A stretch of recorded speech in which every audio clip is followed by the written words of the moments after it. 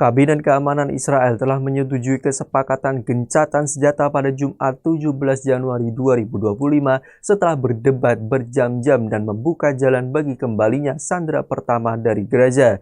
Tribuners, berikut sejumlah fakta hari ini Israel Hamas melakukan gencatan senjata.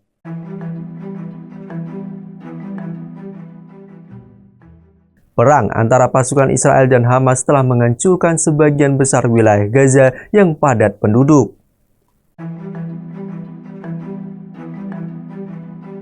Menurut otoritas setempat, lebih dari 46.000 orang tewas dan sebagian besar dari 2,3 juta penduduk Gaza harus mengungsi berkali-kali selama konflik berlangsung.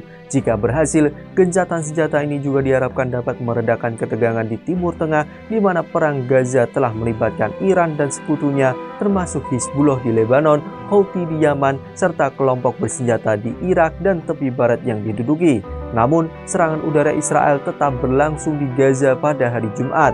Layanan Darurat Sipil Palestina melaporkan bahwa 116 warga Palestina, termasuk hampir 60 wanita dan anak-anak, tewas sejak kesepakatan diumumkan pada Rabu 15 Januari 2025.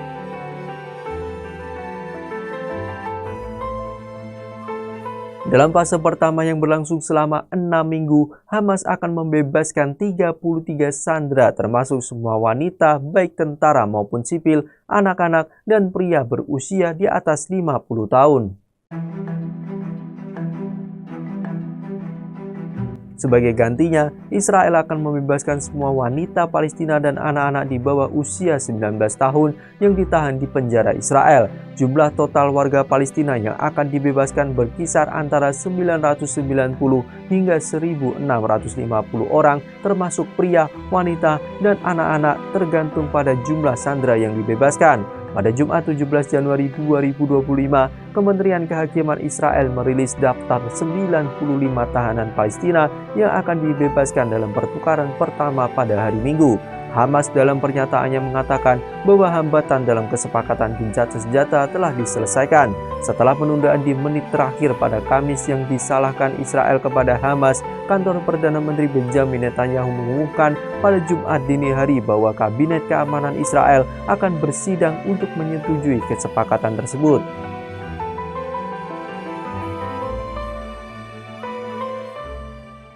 Di Gaza, warga yang mengantre untuk mendapatkan makanan berharap bahwa gencatan senjata ini akan membawa perubahan. Namun, kesepakatan ini menghadapi penolakan dari kelompok garis keras dalam koalisi Netanyahu. Menteri Keamanan Nasional Itamar Ben-Gvir mengancam akan mengundurkan diri jika kesepakatan ini disetujui. Meski begitu, ia menyatakan tidak akan menjatuhkan pemerintah. Menteri Keuangan Bezalel Smotrich, seorang pendukung garis keras lainnya, juga mengancam akan keluar dari pemerintahan jika Israel tidak kembali berperang melawan Hamas setelah fase pertama gencatan senjata selesai. Di Khan Younis, sebuah serangan menghantam tenda-tenda yang digunakan oleh warga yang mengungsi. Serangan tersebut menewaskan 2 orang dan melukai 7 lainnya menurut petugas medis setempat. Kesepakatan gencatan senjata ini juga mencakup penarikan terhadap pasukan Israel dari Gaza setelah peningkatan bantuan kemanusiaan ke wilayah tersebut. Organisasi Kesehatan Dunia memperkirakan bantuan bisa meningkat hingga 600 truk per hari sesuai dengan kesepakatan. Israel melancarkan kampanye militer di Gaza setelah serangan Hamas pada 7 Oktober 2023 yang menewaskan 1.200 tentara dan warga sipil Israel serta menculik lebih dari 250 sandera. Hingga saat ini, Israel menyatakan masih ada 98 sandera yang ditahan di Gaza dengan sekitar separuhnya diyakini masih hidup.